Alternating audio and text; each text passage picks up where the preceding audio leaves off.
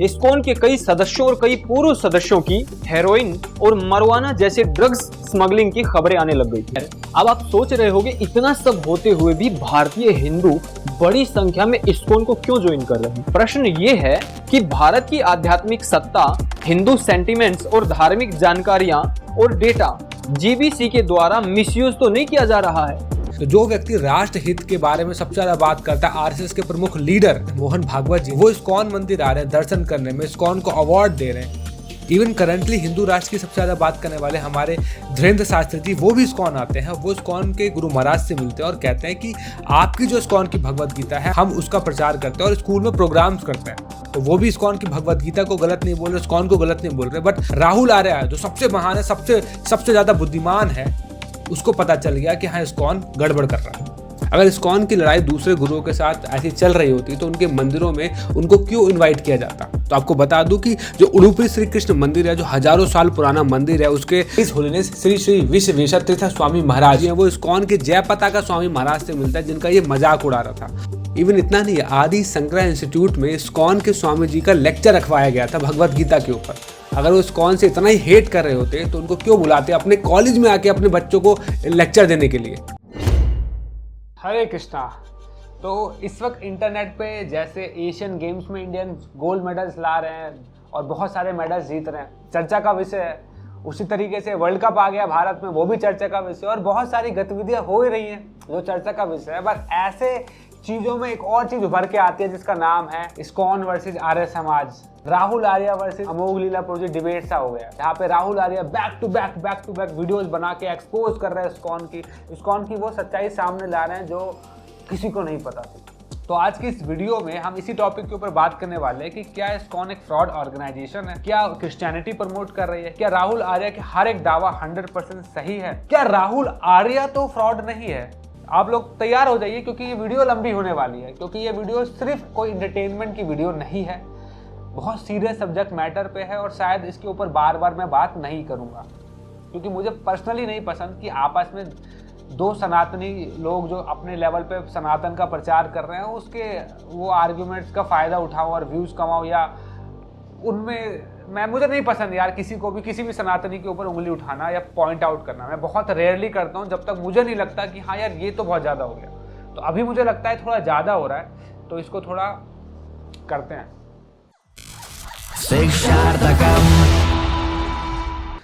तो देखो, राहुल आर्य की 4 वीडियो जब तक आ चुकी है, जिसमें जो सबसे पहले वीडियो आई थी वो मुझे थोड़ी सी सही लगी कि ठीक है एटलीस्ट व्यक्ति ने एलिगेशन लगाए हैं ये। पर उसके बाद जो वीडियो मैंने देखे मुझे सब वो बचकाना लगे। कुछ आरोप थे जो उन्होंने अपनी पहली वीडियो में बोले और जो मेजर आरोप थे मैं उसके ऊपर बात करूंगा। तो उन्होंने जैसे पहला आरोप ये लगाया कि इसके बाद शिला प्रभुपाद ने इन हिप्पीज को इस्कॉन से जोड़ने के लिए 3 मुख्य नियम बना दिए। पहला, वेजिटेरियन खाना ही खाना है, दूसरा अवैध संबंध नहीं बनाने और तीसरा जुआ नहीं खेलना है। ये सारी चीजें हिप्पीज पहले से ही मान रहे थे, इसीलिए वो शिला प्रभुपाद के साथ ज्यादा कनेक्ट महसूस करने लगे और धीरे धीरे इस्कॉन में उन्होंने जुड़ना शुरू कर दिया। चलिए अब थोड़ा सा हिस्ट्री पढ़ते हैं। बाटले बाय रिसर्च करके एक वेबसाइट है जिन्होंने हिप्पी मूवमेंट के ऊपर जो उस दौरान आया था उसके ऊपर एक पूरा रिसर्च बनाया कि वो क्या था। तो उसमें वो बताते हैं कि जो हिप्पी मूवमेंट था वो क्या था। They went into public with sometimes barely to no cloth. कई बार पब्लिक में बिना कुछ कपड़े पहने ही चले जाते थे, ऐसे लोग थे hippies. They smoke marijuana, drunk alcohol and were big believers in pre-marital sex. तो जैसे उन्होंने बोला कि जो अवैध संबंध जैसी चीजें जो थी वो तो हिप्पीज करते ही नहीं थे। दूसरा, अवैध संबंध नहीं बनाने और तीसरा, जुआ नहीं खेलना। ये सारी चीजें हिप्पीज पहले से ही मान रहे थे। पर जो हिप्पी मूवमेंट की हिस्ट्री है उसमें यही बताया गया है कि यही तो हिप्पीज कल्चर था ना कि वो शादी जैसी चीजों को मानते नहीं थे और ये बोल रहे हैं ऐसा कुछ नहीं करते थे। पर ये खुद अपनी इसी वीडियो में अपना बैकग्राउंड में दिखाते हैं कि जो हिप्पीज है वो नंगे संगे बैठे हुए हैं। तो हिप्पी कल्चर एक्चुअली कल्चर यही था कि वो सिस्टम, सभ्यता, कल्चर इन सब के अगेंस्ट था। लोग फ्री होना चाह रहे थे, तो नशे में आके जो कैसे भी रह रहे थे। अब ऐसे लोगों को जो कि इतना गंद मचा रखा है, नंगे घूम रहे हैं, उनको आप साड़ी पहना देते हो इस तरीके के हिप्पीज से उनको ऐसा बना देते हो और आप कह रहे हो कि इस्कॉन ने कुछ नहीं किया, प्रभुपाद जी ने कुछ नहीं किया। देखो, मैं बायस नहीं हो रहा, मैं जस्ट प्राउड हूं कि भारत का एक ऐसा सन्यासी भी था जिसने ये सब करके दिखाया विदेशी जमीन पे। इवन कोई भी जाते वो मेरे लिए सराहनीय नहीं होते, मैं उनको बहुत अप्रिशिएट करता। तो पुरपात जी ने ऐसे को ऐसा कर दिया। और तो और जो लोग इस तरीके के नशीले पदार्थ ले रहे हैं वो चाय और कॉफी तक छोड़ देते हैं। तो इतना चेंज कर दिया उन लोगों ने। और जिस तरीके से आपने हिप्पी कल्चर को बताया वो तो बहुत अच्छा बता दिया आपने। ऐसा लग रहा है कि कोई प्रॉब्लम ही नहीं थी। उस टाइम की गवर्नमेंट की सबसे बड़ी प्रॉब्लम थी कि युवा वर्ग को सुधारा कैसे जाए, और ऐसे समाज को उन्होंने इतना सुधार दिया कि वो अब साड़ी पहन रहे हैं, वो शादी कर रहे हैं, वैदिक शादी, और आजीवन अपनी पत्नी के साथ रहने का वादा कर रहे हैं, जहां पे वो कह रहे हैं कि ये सब सिस्टम ही खराब है, किसी के साथ भी कितना भी करो कभी भी करो। और वो कह रहे हैं कि मैं सिर्फ अपनी पत्नी को ही छूंगा। क्या ये ट्रांसफॉर्मेशन लाना आसान है? आज भारत में इसी चीज को लेकर तो लड़ाई चल रही है ना। कोई शादी नहीं करना चाह रहा, लिव इन में रहना चाह रहे हैं। ऐसे लोगों को हम लोग वीडियो बना के बोल रहे हैं कि ये गलत है, ये सब है। और उस जमाने में इससे भी ज्यादा गंद मचा रखी थी लोगों ने, और ऐसे लोगों को सुधारा है प्रभात जी ने। और आप कह रहे कोई कंट्रीब्यूशन नहीं है, ये तो सर गलत है ना राहुल भाई। अगर आपको इस्कॉन नहीं पसंद दैट्स ओके, बट आप इस तरीके से लिटरली झूठ मत फैलाओ कि कुछ कंट्रीब्यूशन नहीं था। उसके बाद भी कई आरोप इन्होंने लगाए जिसके ऊपर मैं बात करना चाहूंगा। इस्कॉन के कई सदस्यों और कई पूर्व सदस्यों की हेरोइन और मरवाना जैसे ड्रग्स स्मगलिंग की खबरें आने लग गई थी। उस समय पर लगुना बीच कैलिफोर्निया यूएस में इस्कॉन का एक प्रसिद्ध टेंपल हुआ करता था। उस टेंपल से जुड़े हुए एलेक्स क्यूलिक, डेविस, रिचर्ड एंड फेडरोस्की पर हेरोइन जैसे ड्रग्स स्मगलिंग के और मर्डर जैसे आरोप तय हुए। तो उन्होंने एक एलेक्स नाम की एक लड़के की स्टोरी बताई जो कि नशीले पदार्थों के साथ कार में पकड़ा गया, जो $1 मिलियन का था। इसके बहुत अच्छे खासे ताल्लुकात थे इस्कॉन से, तो पता चलता है कि कुछ गड़बड़ है। इवन आप मानोगे नहीं, एक कहानी तो मेरे साथ भी हुई थी, अगर आपको मैं बताऊं, क्योंकि आज मैं फ्रेंडली टॉक करना चाह रहा हूं। मैं शॉर्ट फिल्म बना रहा था एक बार, तो एक लड़के ने मुझे मैसेज किया, कॉल किया कि भाई मैं आपका शॉर्ट फिल्म का फ़ैन हूँ, आपका बहुत अच्छा काम करते हो, मैं आपसे जुड़ना चाहता हूँ, मैं भी कोई छोटा मोटा रोल करना चाहता हूँ, आपको हेल्प करना चाहता हूँ। तो मैंने कहा जब मेरे पास कुछ होगा मैं पक्का आपको बताऊँगा। तो मैंने उसका नंबर सेव कर लिया था। एक दिन मैंने एक शॉर्ट फिल्म बनाई जहाँ पे मुझे ज़्यादा लोगों की आवश्यकता थी, तो मैंने उसको भी कॉल किया क्योंकि मुझे क्राउड दिखाना था। तो वो भी आया, मेरी पूरी टीम के साथ फोटो ली और अपने व्हाट्सएप स्टेटस पे लगा दी, डीपी लगा दी, इंस्टाग्राम पे अपलोड कर दी और लिखा कि वर्किंग विद शिक्षार्थकम टीम एज अ वॉलंटियर। ऐसा प्रिटेंड किया उसने पब्लिक में कि वो मेंबर बन गया मेरी टीम का। और कुछ दिनों बाद पता चलता है कि वो इस्कॉन के कई ग्रुप्स में भी ऐड हो गया, और वहाँ से जो इस्कॉन की जो माता जी लोग हैं, गर्ल्स हैं, उनकी प्राइवेट डिटेल्स मांग रहा था उनको मैसेज करके कि मैं शिक्षार्थकम का मेंबर हूँ, ये देखिए मेरी फोटोज, हम शॉर्ट फिल्म बना रहे हैं, तो हमें कुछ डिटेल्स चाहिए कहानी के लिए। और लड़कियों के पर्सनल नंबर्स, उनके डिटेल्स मांगने लग गया। बाद में इत्तेफाक से ये कहो कि वो मेरे दोस्त की वाइफ के पास उसने मैसेज कर दिया और उन्होंने मुझे बताया कि भैया ऐसा ऐसा हो रहा है। तो फिर मैंने उसको तुरंत ही पकड़ा और उसको भगाया। कल को कुछ बड़ा हादसा हो जाता तो क्या होता? एक लड़का जिसका नाम ये है, वो इस्कॉन जाता था और इस्कॉन की शॉर्ट फिल्म में जो शिक्षार्थकम चैनल है उसमें आता था और क्राइम करते हुए पकड़ा गया। और इस्कॉन के जो वन ऑफ द मेंबर्स है उनके साथ बहुत अच्छे रिलेशनशिप्स हैं, तभी वो शॉर्ट फिल्म में आया होगा। ये देखिए उनके साथ हंसते हुए फोटो, क्योंकि फोटो में मैं स्माइल करके ही दिखाऊंगा, चेहरा डिप्रेसिंग से तो दिखाऊंगा नहीं। तो क्या होता? तो सेम एलेक्स का केस हुआ कि एलेक्स इस्कॉन आता था, उसके प्रेसिडेंट से भी बातचीत अच्छी होगी, उसने कुछ डोनेशन दिया, तो एक तरीके से जो हमें मदद करेगा तो हमारा भी रहता है यार, इसने हमारे मंदिर को सपोर्ट किया है, तो अच्छे रिलेशनशिप बन जाते हैं। बाद में एक बड़े केस में पकड़ा जाता है और सबकी नज़र जाती है कि यार ये इस्कॉन क्यों जाता था, जरूर कुछ गड़बड़ है। तो जैसे राहुल आर्या जी को डाउट हुआ और उन्होंने वीडियो बना दी, वैसे ही मीडिया को डाउट हुआ, उन्होंने आर्टिकल छाप दिया। पर इस्कॉन ने उस टाइम भी अपना स्टैंड क्लियर रखा, आज भी, कि देखो वो आता है पर हमारे कोई ऐसे रिलेशनशिप नहीं है। और मैं भी ये बोलता अगर मैं फंसता कि भाई वो शॉर्ट फिल्म में मदद मांगी थी, मैंने कर दी, पर मेरा कोई रिलेशनशिप नहीं है। और जो जज करने वाले हैं उनको तो मौका मिल गया। और अगर बात हर आर्टिकल को सीरियसली लेने की है बजाय ढंग से रिसर्च करने की, तो राहुल आर्या के ऊपर भी तो आर्टिकल छपा हुआ है। द वायर करके न्यूज़ चैनल है, वो न्यूज़ रिपोर्ट करता है। ऑल्दो लेफ्ट विंग का है, मैं उसको सपोर्ट नहीं करता, मैंने भी उसको कई बार एक्सपोज किया है। पर अगर कोई इनोसेंट बंदा है जो जाता है थैंक्स भारत के बारे में सर्च करता है, तो उसको एक आर्टिकल मिलेगा जहाँ पे बताया गया है कि जो फैनेटिक हिंदू लड़कों में फैनेटिज्म बढ़ रहा है, गन वन लेके निकल रहे हैं, और ऐसे कट्टरतावादी लोगों को राहुल आर्या सपोर्ट करता है और गलत फहमी और हिंदूज को भड़काने में काम करता है। आर्टिकल है इनके ऊपर, पढ़ लीजिए, इनका भी नाम आया, बहुत ज़्यादा कुछ नहीं लिखा, बट लिखा है कि ये लोग उनको सपोर्ट करते हैं। तो अगर कोई व्यक्ति इनोसेंट है, जिसको नहीं पता क्या चल रहा है नैरेटिव, वो तो इनको जज करेगा तुरंत ही। तो जब राहुल आर्य आप कुछ नहीं इतना खास कर रहे पब्लिक प्लेटफॉर्म में, तब आपके ऊपर बदनामी, आपके ऊपर गलत चीजें लिखी जा सकती है। तो इस्कॉन तो बहुत कुछ कर रहा है जो विजुअल भी है, बड़े बड़े मंदिर बना रहा है, पूरी दुनिया में लोगों को हरे कृष्णा करना सिखा रहा है, तो उनके ऊपर नहीं छपेगा क्या? अगर मेरे किसी भी सनातनी मंदिर पे या भाई पे किसी के ऊपर भी कोई उंगली उठाता है तो मैं उससे पर्सनल जाके पूछूंगा कि भाई तेरे बारे में ये चल रहा है, क्या है सच, मुझे बता। जैसे तूने वीडियो बनाई भाई, तो ऐसे कई यूट्यूबर्स हैं जिन्होंने मुझे पर्सनली कॉल करके पूछा भैया क्या है ये। उन्होंने तुरंत ही ये नहीं बोला कि मैं भी, राहुल आर्य ने वीडियो बनाई मैं भी बना देता हूँ। तो अगर आपको तुमको डाउट था तो आ जाते मिलने कभी। यही केस हुआ था एलेक्स के साथ, जो कि नशीले पदार्थ के साथ पकड़ा गया था, और बिकॉज वो इस्कॉन का विजिटर था, उसके रिलेशनशिप सही थे हम लोगों से, तो सबको लगा कि अच्छा ये यहीं से कनेक्टेड है, सब पूरा ऑर्गेनाइजेशन ही खराब है। तो ये दूसरा एलिगेशन था जो मुझे लगता है कि अगर राहुल आर्य ठीक से मुझसे भी पूछ लेते हैं, किसी से भी पूछ लेते, तो उनको वीडियो बनाने की जरूरत नहीं पड़ती। तो हमने देखा अब तक हिप्पीज के ऊपर उन्होंने बात की, वो भी गलत थी, और ये वाला बताया तो ये भी बहुत ही इनकम्प्लीट सा है कि कहीं मंदिर के प्रसाद में तो अति अल्प मात्रा में ऐसे किसी सम्मोहक पदार्थ को नहीं मिलाया जाता है। हंसू या रो समझ नहीं आ रहा है कि जो इस्कॉन है ना, वो जो अपने प्रसादम में वो नशीले पदार्थ, हैशिन ऑयल कुछ करके है, वो मिला के पिलाता है। इसलिए सोच समझ के इनके मंदिरों में जाओ, इसलिए क्या पता आप प्रसाद खा लो और आप भी हरे कृष्णा करने लगे। मतलब अब भगवान के नामों में शक्ति नहीं रही, नशा कराना पड़ेगा। खैर, इसका आंसर मैं नहीं दूंगा, इसका आंसर आपको गवर्नमेंट ऑफ इंडिया देगी। तो ये आर्टिकल है, मैं चाहूंगा एक बार आप पढ़ ले राहुल आर्य। गवर्नमेंट के स्कीम है mid day meal is a strategic programme to liberate the unprivileged children from source of hunger and malnutrition. This programme is project of the government of India and is being implemented by ISKCON Food Relief Foundation under the brand name अनामृता।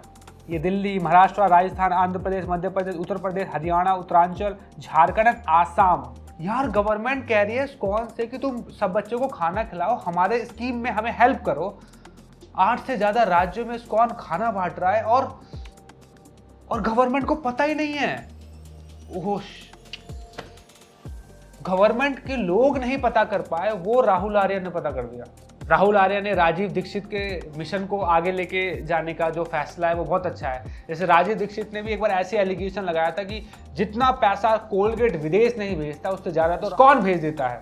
Bangalore का ISKCON मंदिर इतना profit America भेजता है जितना America का Colgate company नहीं भेज पाता एक साथ। और राहुल आर्य ने भी अपनी वीडियो में दिखाया कि देखो जो देशभक्त है वो भी यही कह रहे हैं कि देखो ISKCON सारा पैसा बाहर भेज रहा है। इसके अतिरिक्त कई देशभक्तों ने ISKCON को हिंदुओं की लूटने वाली विदेशी संस्था तक कह दिया। जो इनकम टैक्स डिपार्टमेंट है, जो गवर्नमेंट है, जो ऑफिसर है, जो पूरा इकोसिस्टम है, वो सब एक्सपोज नहीं कर पाया ISKCON को, वो राहुल आर्य और राजीव दीक्षित साहब ने कर दिया। और दिक्कत तो देखो, इतनी अंधी है वो ये सरकार, वो फिर भी ISKCON के मंदिरों में आती है। अब देखिए प्राइम मिनिस्टर साहब, वो कहते हैं ISKCON बहुत अच्छा काम कर रहा है। वेदांत स्वामी प्रभुपाद जी ने तो खुद को भगवद गीता के लिए समर्पित कर वो मानव मुक्ति की अलग जगाने दे दुनिया के भ्रमण पर निकल गए। हर प्रकार की चुनौतियों का सामना करते हुए उन्होंने ISKCON जैसा एक अभियान छेड़ा जो आज भगवान श्री कृष्ण के दिखाए मार्ग से दुनिया को परिचित कराने में जुटा हुआ। प्रभुपाद जी ने अपने समय में दुनिया के अंदर 108 से अधिक मंदिर बनाए और आज पूरी दुनिया के अंदर श्रीमद् भगवत गीता के उपदेश के सही भाव को ज्ञान, भक्ति और वैराग्य के इस भाव को आम जन तक पहुंचाने का जो कार्य स्वामी प्रभुपाद जी महाराज ने उस समय किया था, आज भी उनके अनुयायी इस कार्यक्रम के साथ जुड़े हुए हैं और कई ज्यादा ऊर्जा के साथ जुड़े हुए हैं। हमारे former president of the India Pranab Mukherjee साहब, वो भी कहते हैं ISKCON बहुत अच्छा काम कर रहा है। Founder Acharya of this movement Srila Prabhupada ji, he contributed tremendously in spreading this culture, eternal message of humanity, which is the blessings, which is the teachings of Bhagavad Gita, Srimad Bhagavad, teachings of Gaudiya Vaishnava Sampradaya. Even हमारी current BJP government को भी छोड़ दें तो जो ममता बनर्जी है, बंगाल की, वो भी इस्कॉन के सपोर्टर में है। जो आम आदमी पार्टी है वो भी इस्कॉन को रिसेंटली अवार्ड दे जाते हैं। और तो और अन्य जो लीडर्स भी हैं कई स्टेट्स के, वो इस्कॉन को सपोर्ट कर रहे हैं। बट क्या करें साहब, राहुल आर्य का वीडियो अगर देख लेते तो आज मेरा देश बच जाता। इतना पैसा इस्कॉन बाहर भेज रहा है। लीगली भी एक्चुअली जितना अमाउंट उन्होंने बोला ना पॉसिबल नहीं है। लिटरली गवर्नमेंट की नज़र में सारा काम होता है। अगर ऐसा हो रहा होता ना तो अब तक गवर्नमेंट ऑफिसर, इतने सारे टैक्स डिपार्टमेंट, इतने बड़े बड़े नेता पकड़े जा रहे हैं, इस्कॉन को नहीं पकड़ लेते।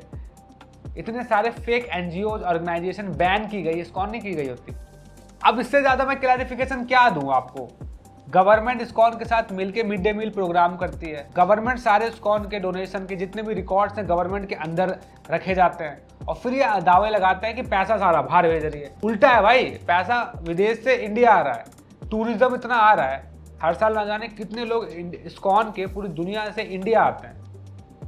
वो सब इंडिया में इन्वेस्ट करते हैं, घर ले रहे हैं, इंडिया में सामान खरीदते हैं, शॉपिंग करते हैं, घूमते फिरते हैं। वो पैसा आ रहा है, कहाँ आ रहा है? मतलब इतना बड़ा यूट्यूबर है, सनातन का प्रचारक है, राहुल आर्य प्रवक्ता है और ये ऐसी बातें बकता है। क्या बोल रहा है ये? इतना ही नहीं, भारत और अमेरिका में स्थित इस्कॉन के गुरुकुलों में जो बच्चे पढ़ रहे थे, उन बच्चों के साथ सेक्सुअल एब्यूज किया गया, यौन शोषण तक किया गया और कई ऐसे यौन शोषण के मामलों को इस्कॉन ने एडमिट भी किया हुआ है। यस, इस्कॉन में एक बार ऐसा इंसिडेंस भी आया था कि किसी मेंबर ने ऐसी हरकत करी थी, तो क्या इस्कॉन ने इसको छुपा दिया? पब्लिक प्लेटफॉर्म ने इस्कॉन पे इसके ऊपर बात करी है और तो और इस्कॉन ने ही एक्शन लिया था उस व्यक्ति के अगेंस्ट। ऐसा नहीं था कि इस्कॉन ने कहा कि इस बात को छुपा दो, किसी को पता ना चले। उस व्यक्ति के ऊपर एक्शन लेने वाला भी इस्कॉन था। ऐसे कई चर्च है हिस्ट्री में जिन्होंने चाइल्ड अब्यूज बहुत किया, पर उन्होंने वो सारी बातें छुपाई। इस्कॉन तो खुल के बात करता है इस बारे में कि हाँ भाई, एक मेंबर से गलती हुई है और हम इसके ऊपर काम करेंगे कि आगे से इस तरीके की कोई भी हरकत ना हो। इस्कॉन ने उसके बाद चाइल्ड प्रोटेक्शन ऑफिस खोले अपने इस्कॉन में, जहाँ पर जो टीचर्स हैं उनको ट्रेनिंग देने के लिए बड़े बड़े लीडर्स आते हैं, एक्सपर्ट ट्रेनर्स आते हैं, लॉयर्स आते हैं, जजेस हैं, इवन वो लोग भी हैं जो इस्कॉन के हैं और जो बाहर के हैं। वो सब ऑफिस में एडवाइजरी का काम करते हैं, हेल्प करते हैं इस्कॉन को, ताकि जो चिल्ड्रंस हमसे जुड़े हुए हैं उनको अच्छे से प्रोटेक्ट किया जा सके, उनको अच्छे से शिक्षा दे सके। और जो टीचर्स उनको पढ़ा रहे हैं, उनके साथ डील कर रहे हैं, उनको भी ट्रेनिंग दी जाती है कि वो किस तरीके से डील करें। तो एक संस्था ने गलती करी, किसी एक व्यक्ति ने, उसने उसकी जिम्मेदारी ली और अपने आप को और सुधारा है। और आप कह रहे नहीं नहीं नहीं, अब तो गलत ही है। अब इसका कोई जवाब नहीं होता भाई। अगर आपको लगता है एक व्यक्ति के या कुछ व्यक्ति के बेसिस पे आप पूरी ऑर्गेनाइजेशन को, उसके कंट्रीब्यूशन को जज करोगे, तो फिर सबसे पहला सवाल मैं आपसे पूछता हूँ कि भारत में हर साल न जाने कितने हिंदू लोग महिलाओं का शोषण कर देते हैं। आए दिन न्यूज़ आता है ना। तो मैं ये बोल दूं कि पूरा सनातन संस्कृति जो है, ये भारतीय समाज है, जो हिंदू समाज है, और जो बीच में कई लोगों ने प्रोटेस्ट भी किया था, हिंदू राष्ट्र रेपिस्ट, वो सच मान लें। आप ही लोग फिर वीडियो बना के एक्सपोज भी करते हैं ना कि ये कैसा प्रोपेगेंडा हमारे साथ चल रहा है। तो जब आप कुछ केसेस के बेसिस पे अपने ऊपर एलिगेशन नहीं झेल सकते, हमारे हिंदू समाज के ऊपर एलिगेशन नहीं सुन सकते, तो आप एक दो एलिगेशंस के बेसिस पे पूरा इस्कॉन को कैसे जज कर रहे हो? इस्कॉन इस बात को छुपाता कि भाई हाँ छुपा दो तो बात होती। वो तो पब्लिक प्लेटफॉर्म में आर्टिकल्स मिल जाएंगे आपको इस्कॉन के। जैसे एक आर्टिकल मैं आपको दिखाया था, ये पूरा पढ़ सकते हैं। यहाँ पे खुद इस्कॉन के मेंबर्स, सीनियर मेंबर्स इस बारे में बात कर रहे हैं और ये आर्टिकल पब्लिक प्लेटफॉर्म में रखा गया कि आप पढ़ सकें कि अब हम कैसे काम कर रहे हैं। तो वही है ना कि अगर मुझे किसी ऑर्गेनाइजेशन से हेट करना है तो मैं कैसे भी फैक्ट्स को मैनिपुलेट करके उसके ऊपर आरोप लगा दूंगा, और यही किया है राहुल भाई ने। तो चलिए अब राहुल भाई के जो फैक्ट्स है उसी के ऊपर नजर मारते हैं। इन्होंने बोला कि ज्यादातर जो ऑर्गेनाइजेशन है वो एक्चुअली इस्कॉन के अगेंस्ट है। फिर उन्होंने 3 ऑर्गेनाइजेशन की वीडियो दिखाई, जिसमें से एक जो व्यक्ति थे रामभद्राचार्य जी, उन्होंने बाद में वीडियो बना के यही बोला कि इस्कॉन अच्छा काम कर रही है। मैं बहुत प्रसन्न हूँ, प्रभुपाद को विदेशों में भारतीयता का ही नाम जाजलमान किया। चलिए 3 वीडियो मैं दिखाता हूँ जहाँ पे 3 जो सनातनी लीडर्स हैं, ऑर्गेनाइजेशन हैं, वो लोग इनके ग्रुप को एक्सपोज कर रहे हैं। अब ये आर्य समाजी विद्वान है, ये अपने पुस्तकों में महर्षि कहते हैं दयानंद सरस्वती को, पर इनकी पुस्तक का आवरण पृष्ठ पर क्या है? ये रूप नहीं है तो और क्या है? आप राम और कृष्ण को महापुरुष मानेंगे, उनका चित्र न लगाएंगे, पर आप दयानंद सरस्वती जी का चित्र लगा लेंगे। तो वो रूप का सम्मान नहीं है, रूप की उपासना नहीं है तो क्या है? वर्ष में एक ऐसे विद्वान विचारक उत्पन्न हुए जो वेदों के बड़े भक्त थे। उन्होंने अपने को वेदों का सबसे बड़ा भक्त माना, पर इतिहास पुराण को नकार दिया उन्होंने। उसका दुष्परिणाम ये हुआ कि अपने आप को वेदों का भक्त कहने वाले की समझ में आई कि वेदों में मूर्ति पूजा नहीं है। वेद की दुहाई देने वाला मूर्ति पूजा का खंडन करने लग गया। वेद की दुहाई देने वाला सपिंडी कृत्य आदि का निषेध करने लग गया। वेद की दुहाई देने वाला वर्णाश्रम व्यवस्था का मनमाना स्वरूप व्याख्यायित करने लग गया। जब श्री कृष्ण कण कण में व्याप्त है तो मूर्ति में भी श्री कृष्ण है ना, तो फिर निषेध क्यों? फिर आप क्यों कहते हो क्यों पूजा करनी चाहिए? कण कण में व्याप्त है तो उसमें मानकर पूजा करें तो निषेध क्यों? यही हमें गुस्सा दिलाती है, यही बात है। तो मैं ये कहूं कि ज्यादातर जो सनातनी ऑर्गेनाइजेशन है वो आपके ऑर्गेनाइजेशन से, आपके विचारों से एग्री नहीं करते, वो आपको एक्सपोज कर रहा है। तो मान लीजिए ना, फिर ये बोलते हैं कि देखो जो अमोघ लीला जी है, कुछ अमोघ लीला जी की एक वीडियो दिखाते हैं जहाँ पे बोलते हैं कि ये देखो इस्कॉन के लोग कैसे साधुओं का मजाक उड़ा रहे हैं, उनको नीचा दिखा रहे हैं। मैं कहाँ आपस में कर रहा हूँ भाई, सारे साधु संतों के विरुद्ध तो ये बोल रहा है, और ये तो कह रहा तो जितने गुरुजी आज मार्केट में घूम रहे, मतलब ये मार्केट है और जितने घूम रहे हैं, मतलब 100%, उसमें तो ये भी आ गया भाई जितने घूम रहे हैं। इस प्रकार के लोगों से बचना है, ये मैं आपको बताना चाहता हूँ। अगर मैं इन्हीं के फैक्ट को घुमाऊं ना तो ये खुद को एक्सपोज कर देंगे। गुरु घंटाल जो सबसे बड़ा होता है, समझ लीजिए वो भागवत पुराण ही सिखाया, भागवत पुराण की ही कथा करेगा। जो सबसे बड़ा गुरु घंटाल और चरित्रहीन होगा। ये राधा वाधा क्या होती है? कोई राधा आधा नहीं थी। पर एक्सपोज का लेवल ये है कि इन्होंने खुद एक वीडियो बनाई जहां पे राजीव दीक्षित को भी एक्सपोज कर रहे हैं। राजीव दीक्षित जिस व्यक्ति ने ये कहा कि इस्कॉन पैसा बाहर भेजता है, उनकी वीडियो दिखा के हमें बता रहे हैं कि देखो राजीव दीक्षित ने कहा था कि तुम गलत हो। फिर एक वीडियो में कहते हैं कि राजीव दीक्षित भी गलत है, उनको पता ही नहीं था कि गांधी जी कौन है।